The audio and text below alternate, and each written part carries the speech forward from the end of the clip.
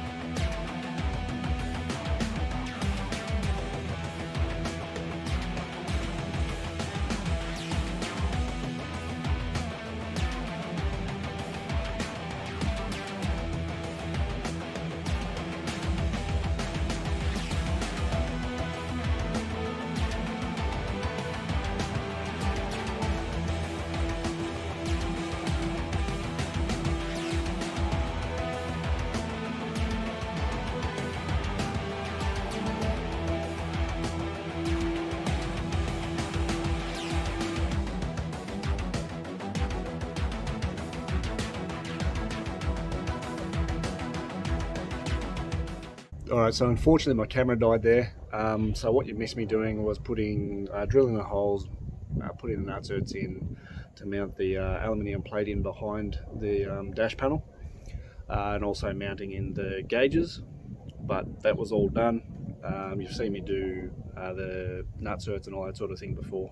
So that's all done. It's time to get into the car and see if we can't get it all wired up. Alright guys, so as you can see I've already sort of got a bit of a start. Hopefully I've already shown you like a little bit of a montage of what's happened here. There's no secrets about it when you see it, that I put the holes a little too close together, so I had to sort of file them out a little bit to make them sit just far enough apart so that all the bezels could touch. I was dealing with very limited space and I measured wrong, but you'll see what happened there. I've already started to take everything out. I've taken the glove box out and everything behind it, well, apart from all the heatery stuff, which will come out eventually, just not now. So I've also taken the bezel out. That will go back in, but we need to take out this nasty stereo first. There was a little pocket in below there, but it just sat in there. It wasn't fixed in at all, so I just pulled that out. So next thing to do is get the stereo out. In behind that we should have our ignition and our power and all that sort of stuff, our ground wires, everything we need for the gauges themselves. We have here, you can see a little bit of the boost tubey here. That's our boost reference tube. And then down here you can see we have our water temperature and oil pressure wiring to come in. I made it nice and long, nice and easy to get to. We can tie it up, tuck it up out of the way, get it into here, get that stereo out of there, hopefully tuck everything in the space that we have, and hopefully it'll look really nice.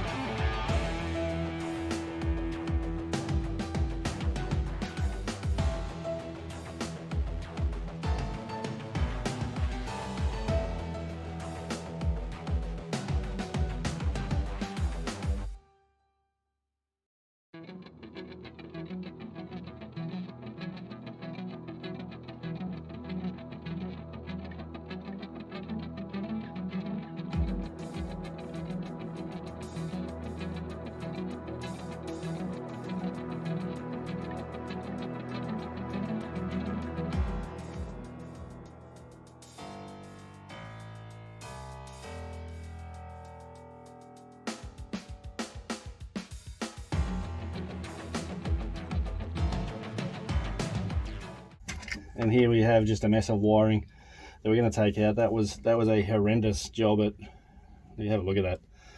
That was a horrendous effort at grounding the cable. We'll do that much better. Speaker wires aren't needed. There's 2 there, obviously 1 for each door. So really, we have our ground, we have our power. That's our power, and that's our ignition. Generally how it works with these, red's ignition, yellow is like constant power. That's pretty much all we're going to need for each of the gauges. Apart from that, we have our wiring to each unit, and that should be that. So I'm going to try and start to tidy that up, get our gauges connected up, bring our wiring across, bring our boost reference across, and hopefully without too much hassle we'll have all these together.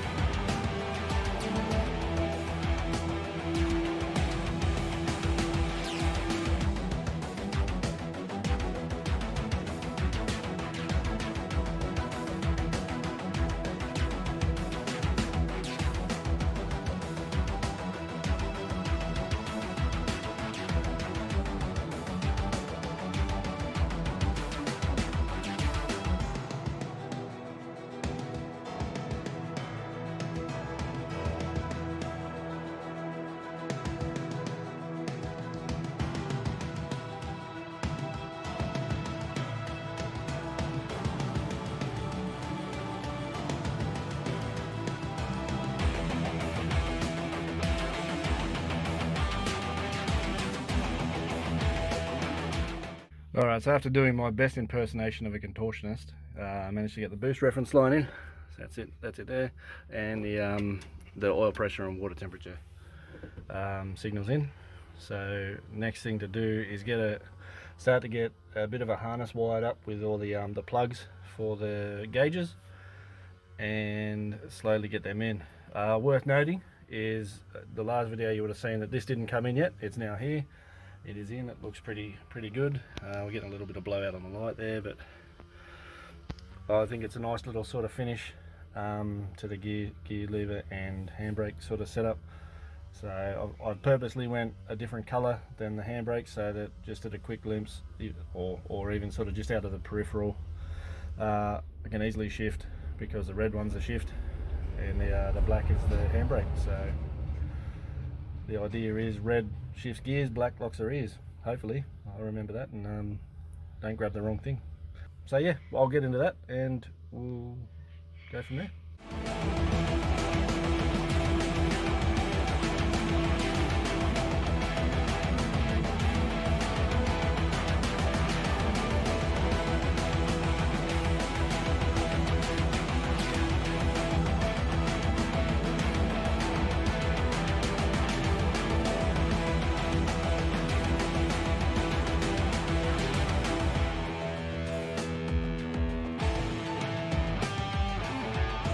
So what I've done is I've actually just labelled each one of these.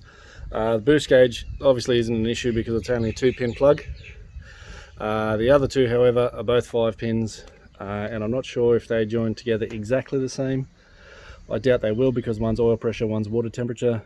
I doubt they're going to be the same, but just so that we know which one's which and I know what to plug them into, makes it so much easier. I've got my wiring diagrams. We're going to get all that together, make some kind of wiring up for these, make it nice and easy. So these just plug into the gauges are done, put it in, job done. That's the plan. One thing that is worth noting, that horrendous ground wire that was down here, that was connected to that bolt that goes through plastic then to the metal, we're going to move that and we're going to bring it down here to this guy, who is quite clearly already a ground point. So we're going to use that, we're going to bring the cable down to that and make it a lot neater, a lot tidier, and a lot better than what it was.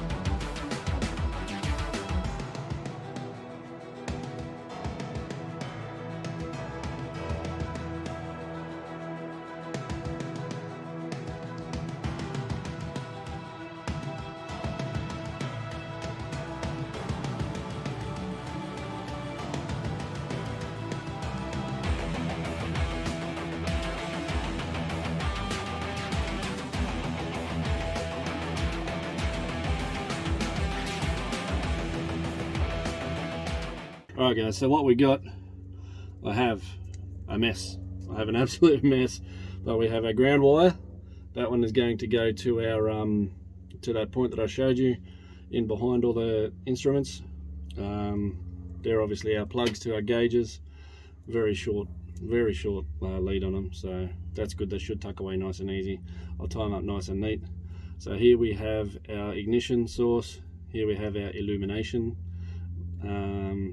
You might have seen that I tested them out with the multimeter to see what was what.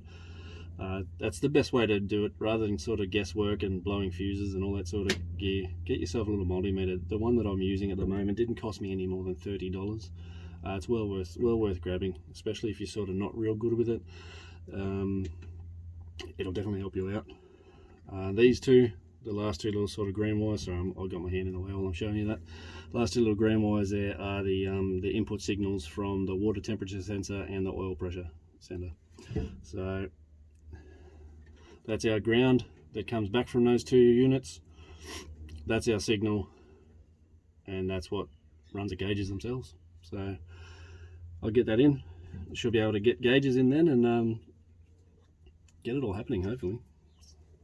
Once I got all that in, I still haven't put oil in the motor yet. I still haven't put coolant back in after doing the timing chain and all that sort of gear. So that's the next thing to do. After that, we're looking at finally getting the intercooler piping done. This is just one of those things. I wanted to make sure that this was done before anything else. That way I can keep an eye on all the the oil pressure and the water temperature, all that sort of gear, to keep everything nice and safe, nice and happy. I know instantly if there's a problem and I can shut the engine down. That's the reasoning behind doing all this before I do anything else. So I'll get into this and I'll speak to you soon.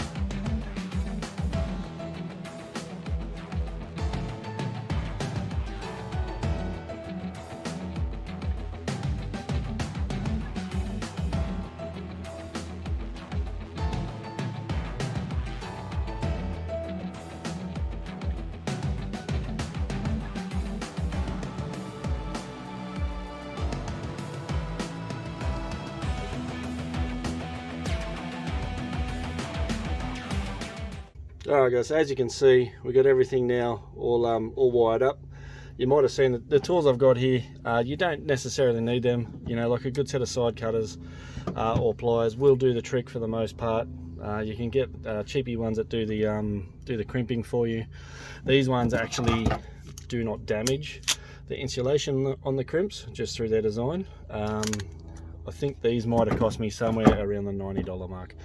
They're a good set. I don't expect that everybody would have something like that. I have it purely because of my day job, but they're a great addition. They're so handy and they make the job so easy. As you can see, all these so much nicer than a twist and tape job. Yeah, makes everything so easy. So what I will do though is I will go through, I'll tape some of this up, make it nice and neat so I can tuck in neatly, and start to get the gauges plugged in, plumbed up and all that sort of gear. Hopefully it's not too much longer.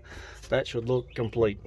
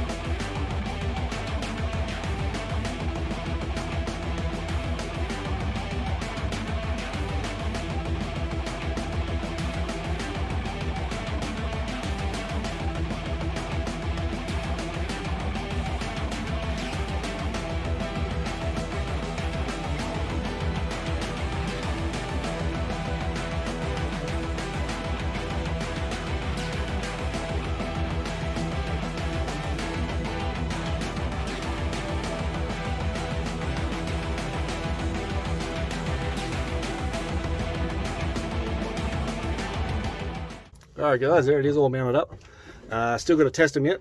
Obviously, you know, a lot of the functions, oil pressure, water temp, and the boost functions, I can't test until the motor's running decently, but I'll get it. Hopefully I should be able to see lights, maybe movement when I hit ignition. Let's see how we go. Ignition on. There we go. Oh, I'm indicating. Maybe lighting. Let's see, do we see lights? We do. We got purple. They look purple. I think it's actually white, but in the camera it looks purple, which is cool. Should have a little light changing. There we go. Green, blue, red, green, purple, blue. I think the last green there. Yellow, white, nothing. Lights off. Green, blue, red, green. I think that flickers, doesn't it? No. I don't know why we go green again, but that's alright.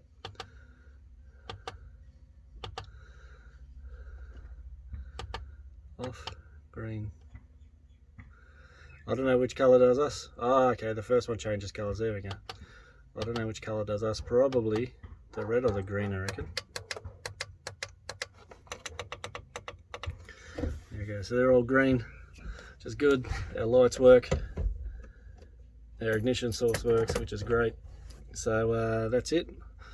Once we get everything else fired up, we should be good. But that's what we're looking at. Everything looks good.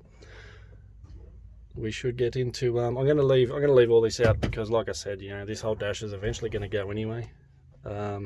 Make way for something more lightweight, or at least get rid of all the heater and all that sort of gear.